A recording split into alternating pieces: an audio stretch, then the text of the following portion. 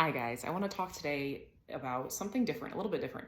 If you have a lot of musculoskeletal issues along with limbic impairment, I want to explain a little bit of how those connect and interplay with each other and how to make the most of somatic work or physical therapy or things like that, and when that's appropriate.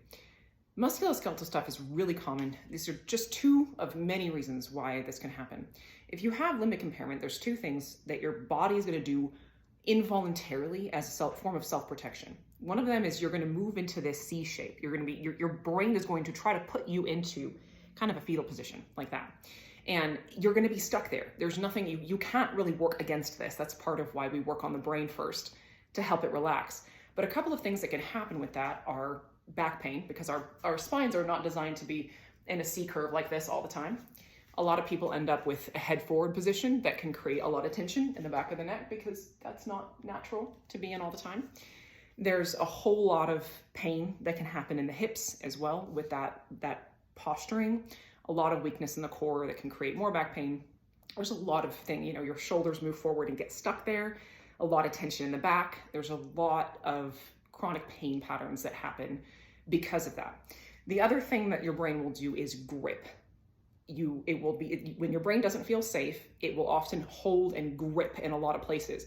You can have gripping in your shoulders, in your neck. You can have a lot of times people will grip their gut or their pelvic floor, which can create a lot of tension in the core, which can create and exacerbate things like that are non-limbic, things like hernias, diastasis recti, pelvic floor disorders or prolapse, back pain, and even, you can grip with your feet as well. And in the front of the thighs, your body's trying desperately to hold on for dear life, which can create knee pain, foot pain, hip pain, you name it. There is so much pain that can happen in the body because of these patterns that start in the brain. Also your psoas, which is a muscle that has a bunch of connecting points in the front, runs through your pelvis and connects along the back. It goes both sides. Your psoas muscle holds a lot of emotion. When we're stressed, we tend to hold tension there. And with the number of attachment points it has that run right through your lower back and attach to your mid back, there can be a lot of tension and a lot of pain created by that, and a lot of dysfunction in the pelvic joints, like your hip joints and your pelvis. So those are just some ways that having a limbic impairment and being stuck in a chronic stress response can impact your physical body. And the key here is to work on creating dose chemistry and allowing relaxation to flow through, because your body will naturally you'll be able to actually stand up and get all of your musculoskeletal system in alignment, stacked properly once you're relaxed. Also, you will be able to actually release chronic tension from your muscles and help restore balance to your joints so they're not being constantly pulled on by chronic tightness in your muscles due to stress.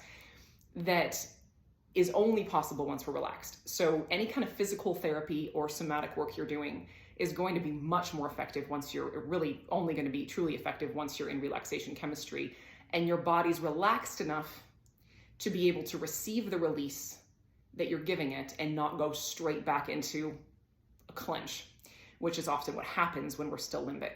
So if you're doing something like massage or chiropractic, even acupuncture, physical therapy, stretching, things like that to try to relieve pain, it's not a bad idea, but your body's not going to be able to hold the shifts that happen through that somatic work until you're relaxed. So I just want to offer that. And as you move forward in your practice, something that can be really helpful if you're working on the body is to be very present with your limbic system, with your inner child, with the scared parts of you that believe that holding on like this is keeping you safe, because they do. This part, your brain believes that. And so as you start to practice releasing and relaxing and stretching and doing somatic releases and somatic work, or even dancing and trying to loosen things up, I encourage you to be very present with your parts, with your limbic system, in your body, lovingly, and in helping these parts of you to understand that it's safe to let go of that tension, that it's not helping you, that you don't need it. And that can help for you to find some real release in the body that can release a lot of that pain and stuck tension and stress. Love you guys.